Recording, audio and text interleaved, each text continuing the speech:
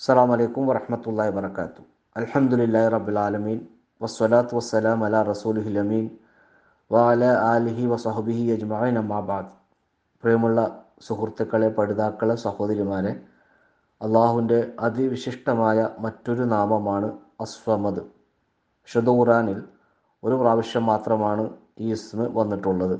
സൂറത്തുൽ ഇഖ്ലാസിൽ അല്ലാഹു സ്വമദ്, അള്ളാഹു ഏവർക്കും ആശ്രയമായിട്ടുള്ളവനാവുന്നു.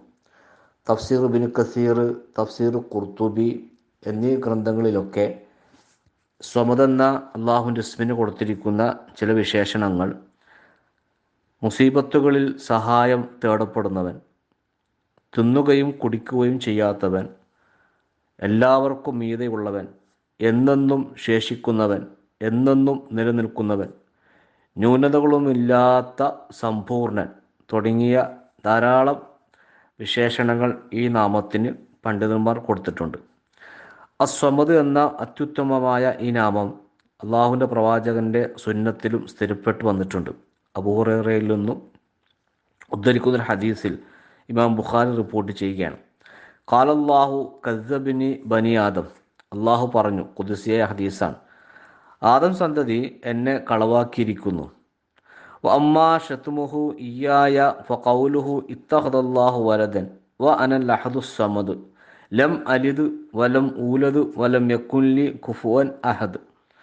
എൻ്റെ നേരെയുള്ള അവൻ്റെ ആക്ഷേപം അതെന്താണെന്ന് ചോദിച്ചാൽ, അള്ളാഹു സന്തതിയെ സ്വീകരിച്ചിരിക്കുന്നു എന്ന വാക്കാണ്.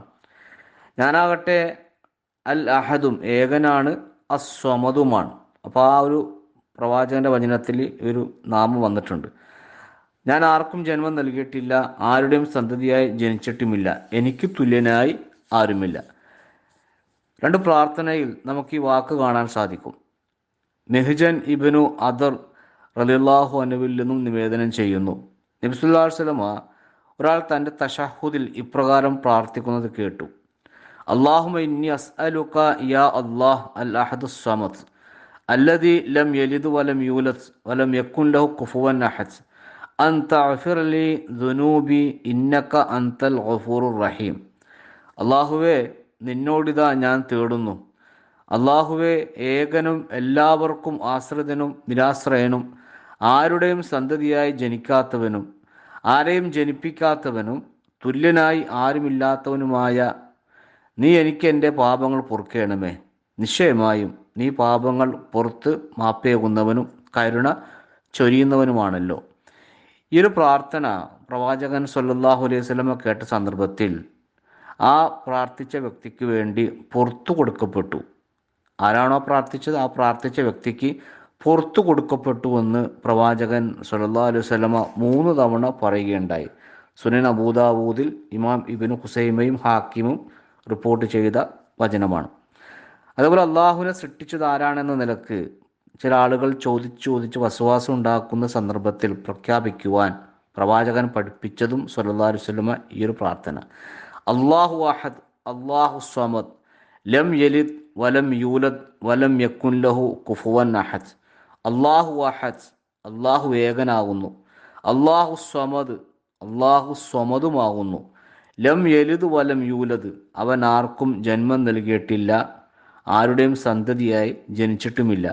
വലം യകുൻ ലഹു കുഫുവൻ അഹദ്, അവന് തുല്യനായി ആരും തന്നെയില്ല എന്ന് പറഞ്ഞതിന് ശേഷം തൻ്റെ ഇടത് ഭാഗത്തേക്ക് 3 തവണ ഉമിനീരിൻ്റെ നനവോടെ ഊതുകയും പിശാചിൽ നിന്ന് അള്ളാഹുവിൽ അഭയം തേടുകയും ചെയ്യുവാൻ പ്രവാചകൻ സല്ലല്ലാഹു അലൈഹി വസല്ലമ ഉണർത്തിയിട്ടുണ്ട്.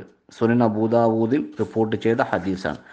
അപ്പോൾ വളരെ വലിയ ആശയം ഉൾക്കൊള്ളുന്ന അള്ളാഹുവിൻ്റെ ഒരു സിഫത്ത്, അള്ളാഹുവിൻ്റെ അതിവിശിഷ്ടമായ ഒരു നാമമാണ് അസ്വമദ് എന്നുള്ളത്. എല്ലാവർക്കും ആശ്രയിക്കാൻ പറ്റുന്നവൻ അള്ളാഹുവാണെങ്കിലോ നിരാശ്രയനാണ്, ഒരാളെയും ആശ്രയിക്കാത്തവനുമാണ്. ഈ നാമം പഠിക്കുകയും അതിൻ്റെ അർത്ഥം ഉൾക്കൊള്ളുകയും ജീവിതത്തിൽ പരമാവധി ആ നാമത്തിൻ്റെ തേട്ടമനുസരിച്ച് ജീവിതത്തെ ക്രമപ്പെടുത്തുവാൻ നാം ശ്രദ്ധിക്കുകയും ചെയ്യുക. റബ്ബ് നമുക്കതിന് തൗഫീഖ് നൽകുമാറാകട്ടെ. വ ആഖിറു ദഅവാന അനിൽ ഹംദുലില്ലാഹി റബ്ബിൽ ആലമീൻ. അസ്സലാമു അലൈക്കും വറഹ്മത്തുള്ളാഹി വബറകാതുഹു.